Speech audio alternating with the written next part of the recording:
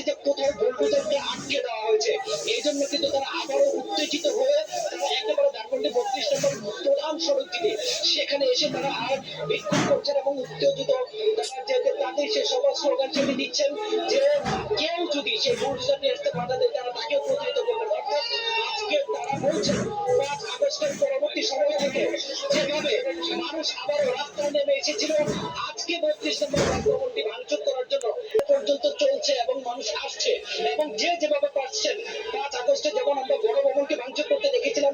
একই অবস্থায় কিন্তু আজকে মানুষ সেই 6 মাস অর্থাৎ এই বিপ্লবের 6 মাস পূর্তি উপলক্ষে বিপ্লবের 6 মাস পূর্তি উপলক্ষে মানুষের মনে যে ক্ষোভ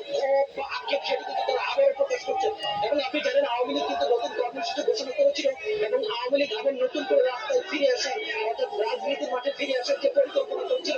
সেই পরিকল্পনা বেসতে দিতেই কিন্তু তারা আবারও আজকে সেই 5 ফেব্রুয়ারি আবার তারা মাঠে এসেছে এবং আপনারা দেখতে পাচ্ছেন এখানে বয়োজ্যেষ্ঠ নাগরিক থেকে শুরু করে আপনার কিন্তু শিশু মধ্যবয়সী ছাত্র জনতা সব শ্রেণী পেশার মানুষকে আমরা দেখেছি। এবং আপনি দেখতে পাচ্ছেন ধানমন্ডির রাস্তার প্রধান যে সড়কটি এখান থেকে শুরু করে ধানমন্ডির 32 নম্বরে একেবারে আমরা যদি বলি যে একেবারে পশ্চিম পাশের পুরো রাস্তা অর্থাৎ আশেপাশে সমস্ত এলাকার লোকে লোকারণ্য এবং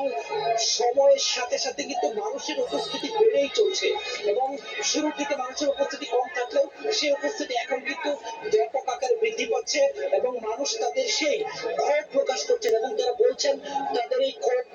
ততদিন পর্যন্ত থাকবে যতদিন স্বৈরাচার শেখ হাসিনা তার উস্কানির কর্মকাণ্ড অর্থাৎ দেশ বিরোধী ষড়যন্ত্র যতদিন না পর্যন্ত তিনি বন্ধ করবেন। এবং এই যে মানুষের যে উচ্ছ্বাস এবং উদ্দীপনা সেই উদ্দীপনা কিন্তু শুধুমাত্র রাজধানী ঢাকাতেই নাই, রাজধানী ঢাকার বাইরে আওয়ামী লীগ এবং তার সমর্থিত বা শেখ পরিবারের যত নিদর্শন যত বাসভবন যত স্মৃতি ফলক ছিল সব জায়গায় কিন্তু ভাঙচুরের খবর আমরা পেয়েছি এবং এই উত্তেজিত জনতার অংশ কিন্তু বেড়েই চলছে। এবং আমরা 5 আগস্টে যেরকম দেখেছিলাম পিপিলিকার মতো মানুষ আর জনভবন এবং হচ্ছে প্রধানমন্ত্রীর কার্যালয়ের দিকে গিয়েছিল বা শাহবাগের দিকে এসেছিল আজকে কিন্তু সেম ঘটনাটাই আমরা ধানমন্ডির 32-এ পাচ্ছেন। এবং এই যে মানুষের ক্ষোভ এই যে 5-6 মাস পরে এসেও কিন্তু সেটা একটু